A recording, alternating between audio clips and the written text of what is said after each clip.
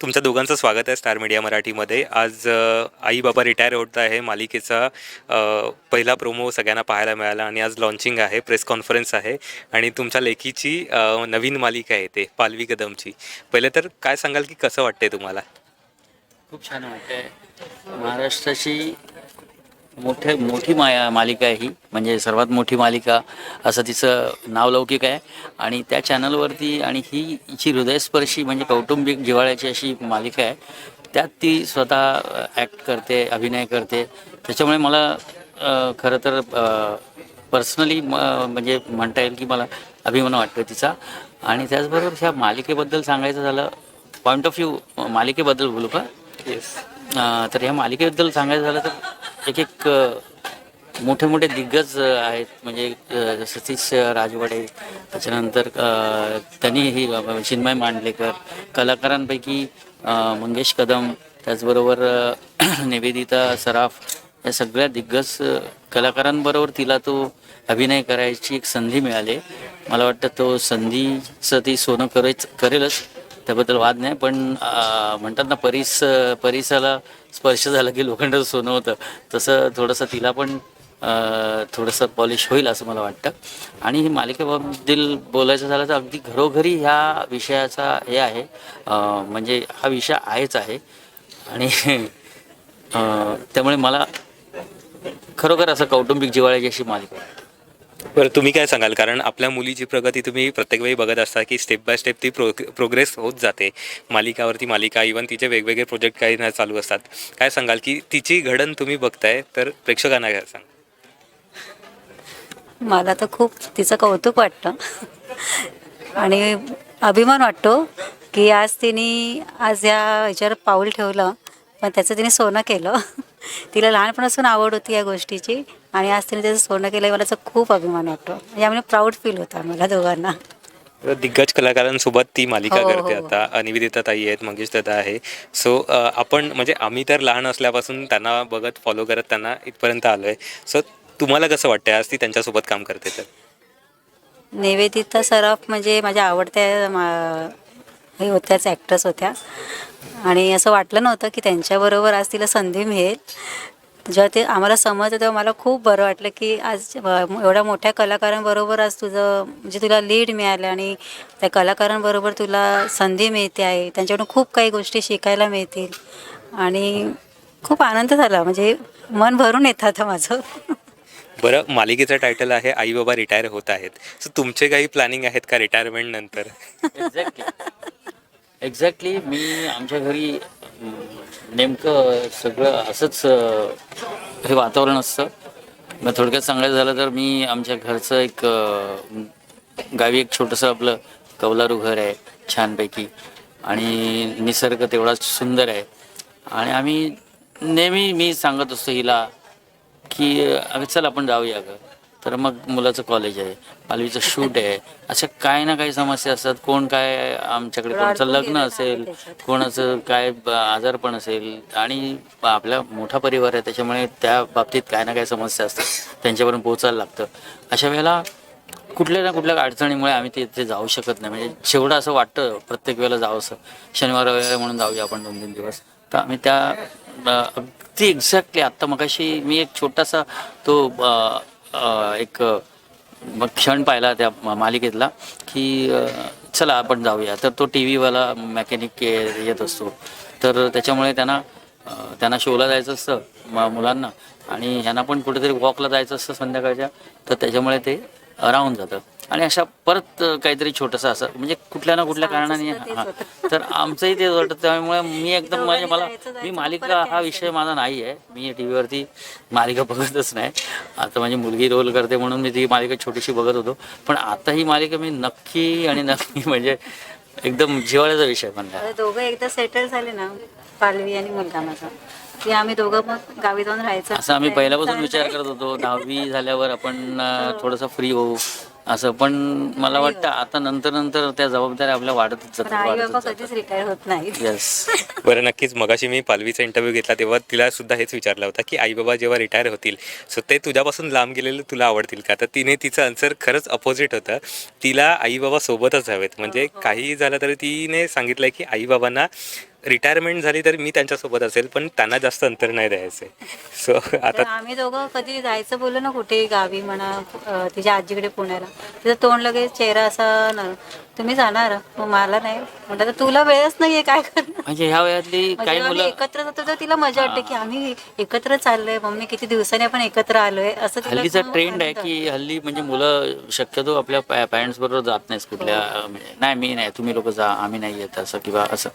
पण आमच्याकडे तेवढा एक जिव्हाळा आहे, तेवढा आपुलकी आहे की आपल्या कुठल्या नातेवाईकडे जायचं असेल, कुठला काही समारंभ असेल तर त्यांनासुद्धा यायची ओढ असते. आणि आपल्या प्रत्येक जवळच्या परिवाराच्या म्हणजे एखाद्या व्यक्तीला भेटायचं असेल तर ते आपुलकीने म्हणतात की आम्ही सुद्धा येतो कुठल्या कार्यक्रमासाठी. म्हणजे असं मुद्दाम हे करत नाहीत ते. म्हणजे आम्ही एकत्र चौघं असतील ना फिरायला तर दोघांनाही खूप बरं वाटतं की अरे एकत्र आपण निघालोय खूप दिवसांनी. आता मध्यंतरी पुण्याला आजीकडे गेलो एकत्र, तर तिला खूप आनंद आला की खूप महिन्याने मम्मी आपण एकत्र आलो. मागे सिरियल चालू होती त्याची, तिला वेळ देता येत नव्हता, ती खूप मिस करायची आम्हाला. नक्कीच आपण आपल्या मुलांना पहिलं कसं आहे की याची मुलगी याचा मुलगा वगैरे म्हणून ओळखतात. सो तुम्हाला असं कधी झालं आहे का की रस्त्याने जाताना की पालवीचे आई बाबा आहेत, ही मुवमेंट कधी आले का तुम्हाला? नक्कीच बरेचदा खूप वेळा. बरेचदा कसं फील होतं तेव्हा? त्यावेळेला खरोखर म्हणजे छाती असं अभिमानाने छाती बोलते आपली. पालवीची आई बाबा हां. आहेत. आणि आम्हाला पालवीच्या नावाने ओळखतात की पालवीची आई आहे, पालवीचे बाबा आहेत. बरं मला तुम्हाला विचारायला आवडेल की पालवीने आधीच ठरवलं होतं का की तिला या इंडस्ट्रीमध्ये किंवा याच्यामध्ये म्हणजे करिअर करायचं आहे असं, किंवा तुमचा सपोर्ट कसा होता? पालवी लहानपणापासूनच एकदम म्हणजे एकदम म्हणजे काय म्हणतात खेळकर म्हणण्यापेक्षा कोणालाही बघितलं की तिला एक असं हे वाटायचं, म्हणजे तिला बघून तिच्याबद्दल ना सगळ्यांना अशी जवळीक वाटायची, अशी आकर्षक असं त्याचं हे होतं म्हणजे स्वभाव आणि सगळ्या गोष्टी, तिचं वागणं बोलणं सर्व पहिल्यापासून. तर लहानपणी आहे ना अगदी मला वाटतं 3-4 वर्षाची असताना, ती 4 वर्षाची असताना मला वाटतं एक म्हातारीचा रोल करायची.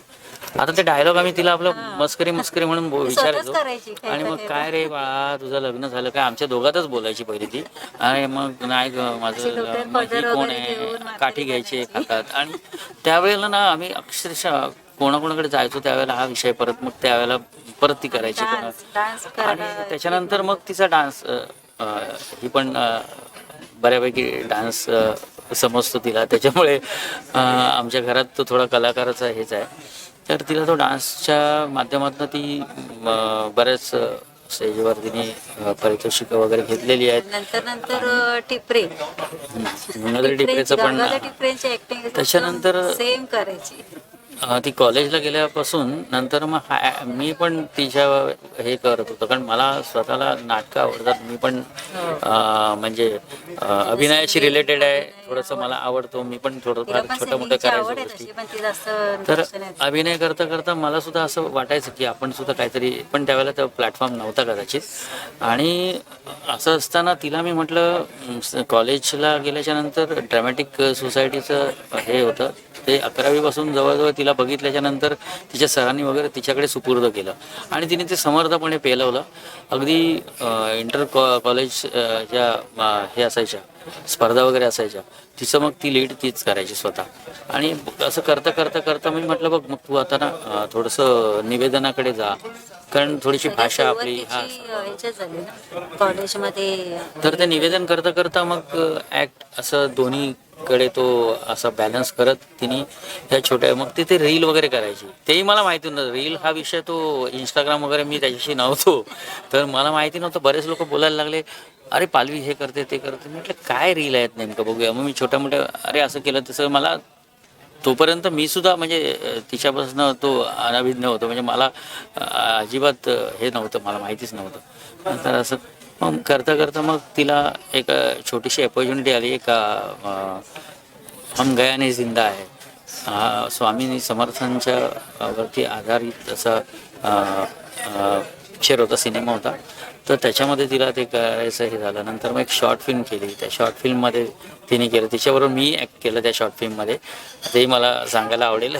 आणि त्याचबरोबर ते किशोर नांदलकर होते त्या शॉर्ट फिल्ममध्ये. ते शेवटचं प्रोजेक्ट आहे किशोर नांदलकर सरांचं, आणि वाड्याला आमचं ते शूट होतं एक 9-10 दिवसाचं.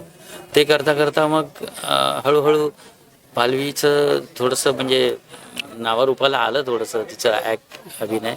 त्याच्यामुळे माझे अभिनय क्षेत्रातले बरेचसे असे मित्र आहेत, त्यापैकी भरत वगैरे. पण तिचं असं म्हणणं होतं की पप्पा मला असं कोणी इन्फ्लुएन्सनी मी जाणार नाही, की म्हटलं मी ह्याला सांगू का त्याला सांगू किंवा असं. तर मी माझ्या स्वतःच्या कर्तृत्वावरती जाईन की माझ्या ह्याच्यावरती. ते मला तिचं सर्वात मोठं अभिमानास्पद वाटतं. तिला जास्त प्लॅटफॉर्म असं नाही की बाबा मला कोणीतरी इन्फ्लुएन्स द्या की हिला माझी मुलगी आहे म्हणून घे. आता माझे पण सामाजिक क्षेत्रात माझं काम आहे, त्याच्यामुळे माझ्या ओळखी आहेत थोड्याशा.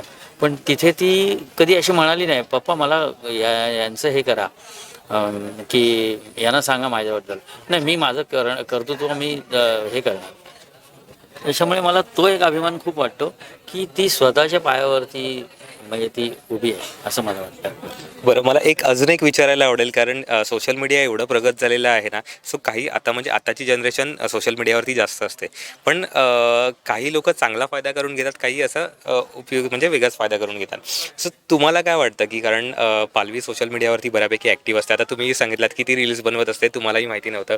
तुम्हाला कधी रील्समध्ये तिने घेतलं आहे का, किंवा तुम्ही काय सांगाल की सोशल मीडिया आत्ताच्या जनरेशनसाठी कसं आहे? मला ॲक्च्युअल हे रील्स वगैरे हा प्रकार थोडासा असं थोडंसं म्हणजे बावळटपणच वाटायचं खरं म्हणजे. काय कारण रील्स मी ज्या बघितल्या होत्या अगोदर इकडे तिकडे कोणाच्या अशा, तर ते अतिशय म्हणजे आउट ऑफ लिमिट जाऊन ज्या गोष्टी करतात की हे रील करताना ना काहीतरी समाजाला किंवा म्हणजे सगळ्या जनमानसात बोध मिळेल असं काहीतरी करावं असं मला वाटतं. आणि म्हणून अशी रील करा किंवा कुठल्या रील करा की जेणेकरून त्याच्यापासून काहीतरी शिकता येईल. नाहीतर आपण काहीतरी वरनं उडी मारतोय, मध्ये कोणीतरी असं वरनं हात करून उडी मारतोय, त्या गाडीवरनं काहीतरी वेगळे प्रकार करतोय, लोकलमधनं उड्या मारतोय. हे सर्व म्हणजे जीवावर बेतणारे किंवा असं विघातक म्हणजे असे चुकीचे परिणाम करणारे असे रील्स बनवू नका. आणि त्यानिमित्ताने मी पालवीचं कसं सांगू शकेन की मला वाटतं ते गुटख्याच्या आणि रमी त्या जुगाराच्या वगैरे त्या ॲड भरपूर आता ती ॲड पण बऱ्याचशा करते, सोनार वगैरे किंवा असं काय टाउनशिप किंवा असं. तर त्याच्यामुळे हे तिला बरेचदा यायचं आणि त्याच्यात पेमेंट वगैरे चांगलं असायचं, म्हणजे असं आकर्षक असायचं. पण तिने सांगितलं, कारण एकदाच सांगितलं मी अजिबात करणार नाही, आणि आमच्या समोर या गोष्टी बऱ्याचदा झाल्यात. त्यामुळे मला ते अजूनही प्राऊड त्याने वाटतं की आमच्या घरात जे संस्कार झालेले आहेत कदाचित, तर त्यामुळे कदाचित तिने त्या गोष्टीला नाकारलं असेल. पैसे बरेच मिळतात, पण लोकांपर्यंत आपण चुकीचा संदेश पाठवणं, लोकांना संदेश चुकीचा देणं हे तिला आवडत नव्हतं. म्हणजे पैसे घेऊन आपण लोकांवरती कुठलाही विपरीत हे व्हावा. कारण अशा काही घटना आमच्या समोर घडल्या छोट्या मोठ्या, म्हणजे आपल्या समोर होत आहेत, किंवा ॲक्सिडेंट किंवा कोण काय उलटं बोलतंय, कोणाशी काहीतरी उद्धटपणे बोलतंय, तर त्यावेळेला तिचं एक असं रिॲक्शन असतं की अरे बघ ना हा कसं चुकीचं बोलतोय ना, हे असं हे चाललंय ते. तर मग ती तेवढी मुलगी असून पण ती तेवढी समर्थपणे बोलते, अरे हे काय हे असं काय करतात, हे असं थोडीशी माझ्यासारखी आहे तापट, थोडीशी नाही असं नाही, पण त्या बाबतीत ती स्वतःचं म्हणजे स्वतःला सिद्ध करायला बघते की हे चुकीचंच आहे असं.